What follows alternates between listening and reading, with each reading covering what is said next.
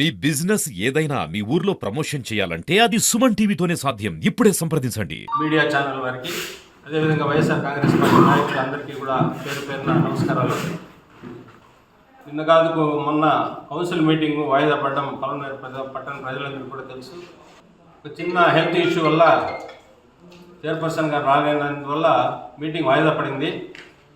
ఆమె ఈరోజు వచ్చిన దానివల్ల, లేదంటే నిన్నే ప్రెస్ మీట్ పెట్టిన వాళ్ళు, నేను బయట ఉన్నాను, ఈరోజు వచ్చిన దానికి చెప్తా ఉన్నాము. ఆ ఒక చిన్న విషయాన్ని పట్టుకొని తెలుగుదేశం పార్టీ నాయకులు నిన్న అవాకులు జవాకులు పేలుతూ కౌన్సిలర్లకు బాగా పరిష్కారాలు, వాళ్ళ మధ్యలో గొడవలు అయినాయి, కబ్జాలు చేసినారు, జాగాలు పంచుకున్నారు, ఏదేదో పనికిరాని మాటలంతా వాళ్ళ సంస్కృతిని మాపై రుద్దే ప్రయత్నం చేసినారు. మీలాగా మేము కొత్తపేట బ్యాచ్, పాతపేట బ్యాచ్, గంటావూరు కాలనీలో ఒక బ్యాచ్, కురపల్లి కాలనీలో ఒక బ్యాచ్, గడ్డూరు కాలనీలో ఒక బ్యాచ్ లేదు. మేమేమి ఆడ సెటిల్మెంట్లు చేయలేదు. ఏదైనా ఉంటే మీరు చూపించండి. అంతేగాని ఒక చిన్న విషయానికి లేని రాద్ధాంతం చేసి మీడియాలో ఫోకస్ కావాలని, జగన్మోహన్ రెడ్డి గారి మీద కూడా 11 సీట్లు వచ్చినాయని, మీరు 164 సీట్లు వచ్చిన ఈవీఎంలలో గెలిచిన ఎమ్మెల్యేలు మీ ప్రభుత్వం, కూటమి ప్రభుత్వం మీది. ప్రజా ఆదరణ కలిగిన జగన్మోహన్ రెడ్డి గారిని విమర్శించే స్థాయి మీది కాదు. దయచేసి మీరు గురువిందు సామెత చెప్పినట్లుగా ప్రవర్తించొద్దండి. మా కౌన్సిలర్లందరూ మేమందరూ కలిసికట్టుగా ఉన్నాము. మాకు ఎటువంటి ఇబ్బందులు, సమస్యలు లేవు. మేమంతా బాగున్నాము. ఊరికే మీ అభిప్రాయాన్ని అంతా కూడా మా పైన రుద్ది మీరు పలచన కావద్దని మీ అందరికీ కూడా తెలియజేస్తాం. అందరికీ నమస్కారం. పత్రికా విలేకరులకి ప్రత్యేక ధన్యవాదాలు. అలాగే ఇక్కడికి వచ్చిన మా యొక్క పార్టీ శ్రేణులందరికీ హృదయపూర్వక నమస్కారాలు తెలియజేసుకుంటున్నాను. వాయిదా వేయండి, మేము తదుపరి డేట్ నేను చెప్తానని చెప్పడం జరిగింది. కానీ కమిషనర్ గారు ఎవరు చెప్పారో తెల్ల రెడ్ బుక్ రాజ్యాంగం అని ఆయన చెప్పినట్టు అక్కడి నుంచి ఏమన్నా మెసేజ్ వచ్చిందో ఏమో తెలియదు. ఆయన మీటింగ్ జరిపించారు. కాబట్టి ఈ పలంనేరు ప్రజలు అందరూ చూస్తూ ఉన్నారు. ఇంకొక ముఖ్య విషయం ఏమంటే, నేను మాట్లాడడం ఏమంటే, ఎలకలు కొరికేసింది అంటున్నారు కదా. నిన్ను ఎందుకు కొరకలేదు ఎలక? మీ ఇద్దరు కౌన్సిలర్లు గెలిచారు కదా, మీది మాత్రం ఎందుకు కొరకలేదు ఎలక? మాట్లాడేటప్పుడు తెలుసుకోవాలా. ఎలకలు కొరికిందని చెప్పావు కదా, వాళ్ళు ఎందుకు కొరికిందని కూడా నువ్వు చెప్పాలా రేపు. దయచేసి మాట్లాడేటప్పుడు మన స్టేజ్ ఏమి, మనం ఎవరి గురించి మాట్లాడాలా, ఎంత దూరంలో మాట్లాడాలా అర్థం చేసుకొని మాట్లాడాలా. మీకు 11 సీట్లు వచ్చిందంటే ఎందుకు వచ్చింది? ఈవీఎంలు మీరు మెయింటైన్ చేశారు. ప్రపంచం మొత్తం కోడైకూస్తా ఉంది ఎలకలు మీరు ఈవీఎంలు కొరికేసింది అనేసి. కాబట్టి మీరు ఇప్పుడైనా ఆలోచించండి. మేము వైఎస్ఆర్ కాంగ్రెస్ పార్టీ మేము గెలిపిస్తాము. తప్పకుండా వైఎస్ఆర్ జెండా మున్సిపాలిటీలు ఎగరేస్తాము. అది మాత్రం నేను గంటపరంగా చెప్తా ఉంటా. అధికారం మీ చేతిలో ఉంది, మీరు ఏమన్నా చేసుకోండి. భయపడే ప్రసక్తే. మా దాంట్లో మీరు ఎలకలు కొరికిపించినా కూడా మేము దాన్ని ఎలా చేయాలని మాకు తెలుసు. మేము 26 వార్డులు గెలుస్తాము, వైఎస్ఆర్ జెండా ఎగరేస్తాము. నేను మనస్ఫూర్తిగా తెలియజేస్తూ ఈ అవకాశం ఇచ్చిన మీ అందరికీ హృదయపూర్వక నమస్కారాలు తెలియజేస్తున్నాను. అది మీ ఎమ్మెల్యే గారు మాట్లాడాలి. నీకేం పని దాంతో? నీకు అసలు మున్సిపాలిటీకి ఏం పని? నువ్వు గవర్నమెంట్ హాస్పిటల్ ఒక డైరెక్టర్ అంతే. మున్సిపాలిటీకి వచ్చి నీకెందుకు అక్కడ వచ్చి రచ్చగొచ్చ మాట్లాడటము ఇవన్నీ నీకు న్యాయం? నీకు తగ్గుతుందా? ఇది నోరు ఎందుకు అని చెప్పి నోరు పారేసుకోవడము తప్పు. ఇది మీరు రేపు రోజు మున్సిపాలిటీ వస్తుంది కదా, ఎలక్షన్స్ వస్తుంది కదా, అప్పుడు తేల్చుకుందాము. ఊరికి ఏముంది, జనాల్లో ఏముందో జనాల్లో పోయినామంటే మనం తేల్చుకుందాము.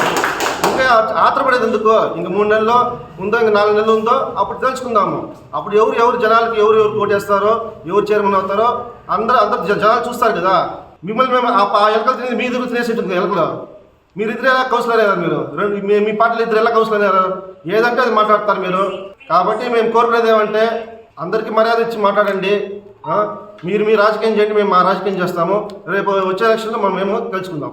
మేము అందులో ప్రశ్నిస్తున్నాము. అదేవిధంగా వైఎస్ఆర్సీపీ కౌన్సిల్ విమర్శించడం జరిగింది. వాళ్ళు కూడా వైఎస్ఆర్సీపీ కౌన్సిలర్గా ఇక్కడ ఎన్నికయ్యి అక్కడికి వెళ్ళి ఏ స్వభావం కోసం వెళ్ళారో అయితే అది వాళ్ళకే తెలియాలి.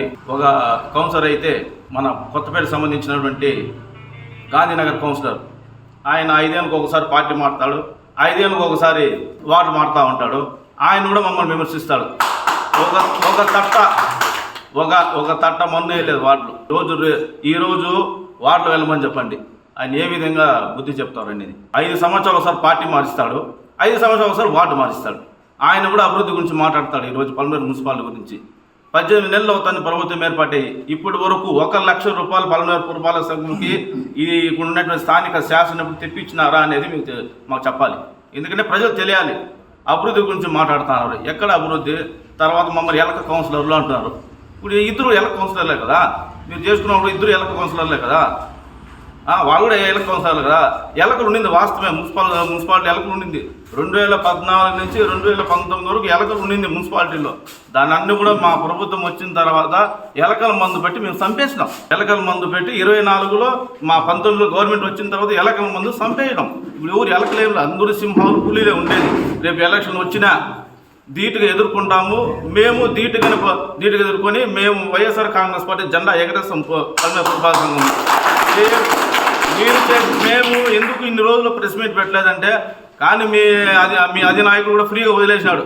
ఎవరు ఏం చేసుకొని తిని బాగా తినేసి భోజనం చేయండి అని వాటికి తెలుసు, లెక్క రాసుకుంటాడు ఎవడు ఎంత తిన్నాడని. మీరు పోయి ఏదైనా 10 అడిగినప్పుడు బుక్ ఎత్తి బయటేస్తారు. మీరు ఏమేమి చేసినారో ఈ 18 నెలల్లో మా దగ్గర పెద్ద బుక్కే ఉంది, పెద్ద చిట్టా ఉంది. ఇప్పుడు ఇంకా విప్పాల్సినప్పుడు మేము చెప్తాము. ఇంకా ఎలక్షన్ ఉన్నాయి, ఇంకా 2-3 నెలలు 4 నెలలు 5 నెలలు ఎలక్షన్, అప్పుడు ఇప్పుతాం. దయచేసి ఆత్రపడదండ. మైక్ ముందు మాట్లాడే కాదు అయినా రజా ఏమేమి ఇంకా మీరు ఉన్నాయి కొన్ని రోజు టైం ఏంటి మాకు కూడా, మేము చూసుకోవాలి. మీరు ఏమేమి చేస్తారో, లాటరీ టికెట్లు అమ్మండా, ఏమేమి ఇసుకట్ బయట ఆడించండా, ఏమేమి మద్యము బాగా ఏరు పారించండా. ఆ మదనపల్లి రోడ్డు పోయి ఒకసారి చూడండి 9 గంటలకి ఎట్లుంటుందంటే, ఈ 24/7 మద్యం. మదనపల్లి రోడ్డు కాదు, మద్యంపల్లి రోడ్. మద్యంపల్లి రోడ్ అయిపోయింది, మదనపల్లి రోడ్డు కాదు అది.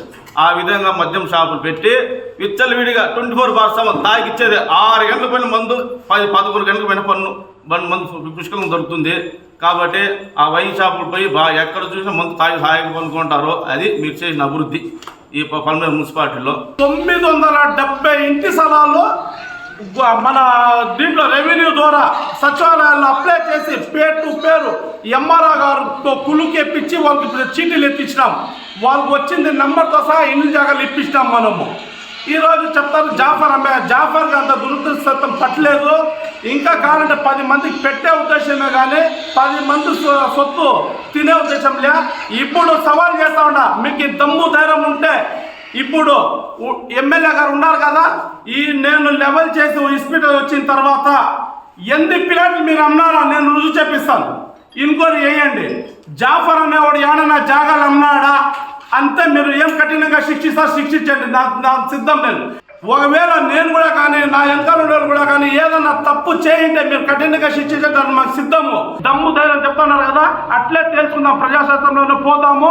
మున్సిపాలిటీ ఎలక్షన్లో జరిపిస్తారు కదా, జరిపించండి. జనాలు ఎవరికి ఆదరిస్తారు అది కూడా చూద్దాం.